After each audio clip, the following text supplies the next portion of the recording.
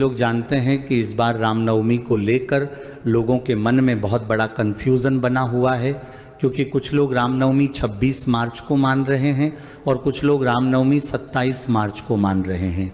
ऐसे में लोगों के मन में ये प्रश्न बना हुआ है कि हमें रामनवमी का व्रत कब रखना है, नवमी की पूजा कब करना है और नवमी के दिन कन्या पूजन कब करना है।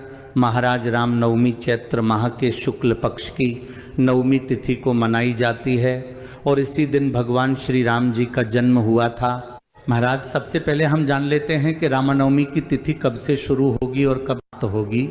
महाराज चैत्र नवरात्रि की नवमी तिथि की शुरुआत 26 मार्च को सुबह 11:50 से होगी और नवमी तिथि की समाप्ति 27 मार्च को सुबह 10:07 पर होगी।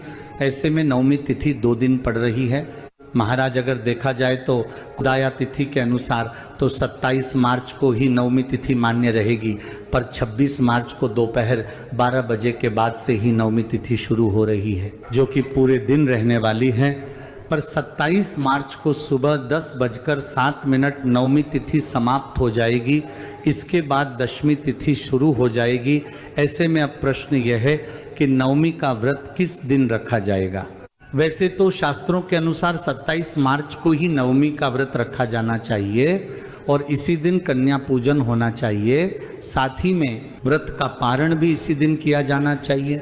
महाराज इसी के साथ में जो लोग 9 दिनों की अखंड ज्योत जलाते हैं और कलश की स्थापना करते हैं तो उनको कलश विसर्जन भी नवमी तिथि के दिन ही करना है और साथ ही में इस दिन अपने व्रत को भी खोलना है और कन्या पूजन करना है।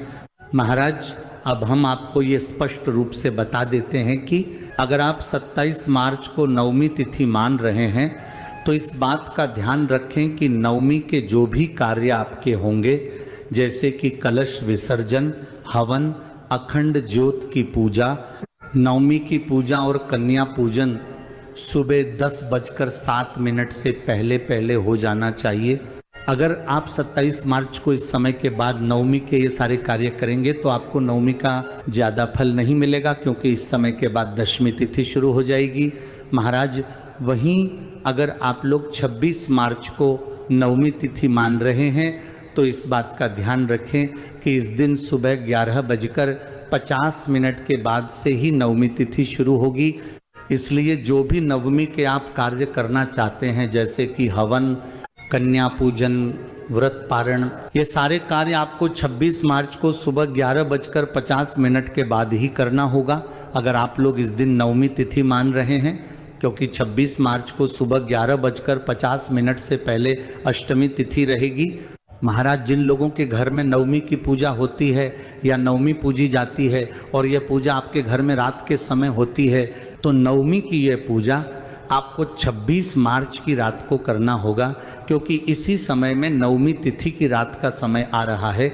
भले 27 मार्च को नवमी तिथि होगी, पर इस दिन रात के समय में दशमी तिथि होगी। इस वजह से नवमी की रात की पूजा 26 मार्च के दिन ही की जाएगी। महाराज वैसे देखा जाए तो नवमी 26 मार्च को भी होगी और 27 मार्च को भी होगी, तो दोनों दिनों में से जिस भी दिन आप नवमी तिथि मानेंगे वह नियमों के हिसाब से ही मानिएगा। महाराज अगर आप 26 मार्च को नवमी तिथि का कन्या पूजन कर रहे हैं तो आप दोपहर 12 बजे से दोपहर 2 बजे के बीच में करिएगा। वही अगर आप 27 मार्च को नवमी तिथि का कन्या पूजन कर रहे हैं तो आप सुबह सूर्योदय के बाद से सुबह 10 बजे तक कन्या पूजन और कन्या भोजन करा सकते हैं। महाराज हमने आपको कन्या भोजन कराने की पूरी विधि पहले ही वीडियो में बता दी है, आप जाकर देख सकते हैं। अब हम आशा करते हैं कि आपको नवमी और महानवमी को लेकर जो भी मन में प्रश्न थे उनका आपको जवाब मिल गया होगा। पर अभी भी अगर आपके मन में कोई प्रश्न है तो वह आप हमसे कमेंट करके पूछ सकते हैं। आप ये वीडियो कहाँ से देख रहे हैं कमेंट में ज़रूर बताएं। श्री शिवाय नमस्तुभ्यम।